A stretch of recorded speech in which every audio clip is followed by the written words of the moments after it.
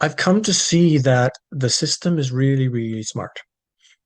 So what it does is something happens, an event or an experience or something's going on. So the first thing they do is they control the narrative side, which we would classify as the media. So they will control that side and they will get out the story that they want to present.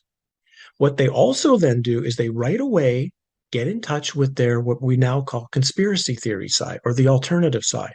And they put out the presentation on that side that they want. And it doesn't mean necessarily that the people giving it are part of the system. It just means it sounds good because, well, I know this side is wrong and this side makes more sense. So I'm going to run with that. What they've done is they've created two, actually, the back to the duality, two opposing sides that are conflicting each other, are fighting each other, causing the most important thing, which would be to ask, well, wait a minute, what if both sides are wrong? What would be the third question that would have to be asked? And because it's never being asked, the level of truth never gets found. So it's the conflict is built in. I'll give you a couple of examples. Let's take the JFK killing. Oh no, I better change that. JFK event. That's the best word I can describe for it. It was an event, first of all. So we have the mainstream media side that came out right away that said it was Lee Harvey Oswald killing Kennedy on the street. And okay, then the alternate side began to come out over the years. No, he was killed by the CIA. No, he was killed by this. No, he was killed by the mafia. No, he's killed by. So these two sides are just creating conflict and fighting each other. And we get to well, how do we know an assassination took place for sure? So you're missing the third question, which would be the initial question. Okay, let's find out the proof of, okay, did he really get shot or not? Then we can go. So it's like you've created the battle without creating the question at the base. If we're doing with what we're talking about in the world right now, okay, so one side is telling us we have this deadly virus and it's gonna kill everyone unless you do what we tell you to do. Then you've got another side that comes out and says, well, no, actually, the virus is not too dangerous at all. If you just do this and this, you're going to be fine. Don't worry about it. Well, when these sides are conflicting and fighting each other, we're missing the question at all.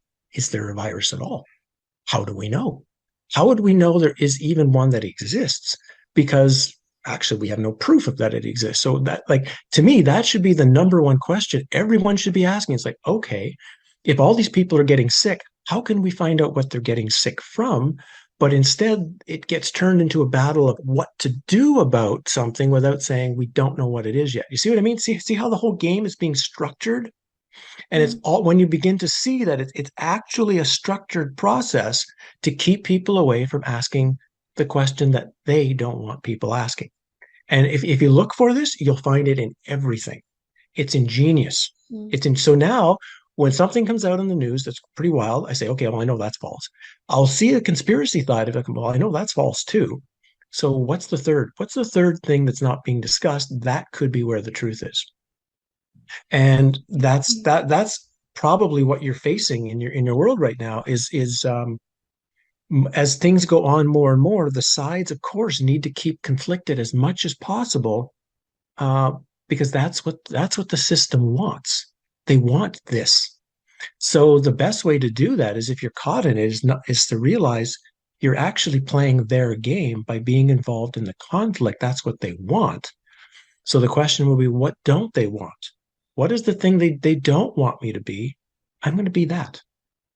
I'm going to act and be that way Mm. because then you might actually create a place of some balance, at least inner balance, harmony, clarity that can then maybe start to rub off on others. And they might say, hey, you know what? I'm going to let go of the fight too. And I'm going to ask deeper questions. And yeah,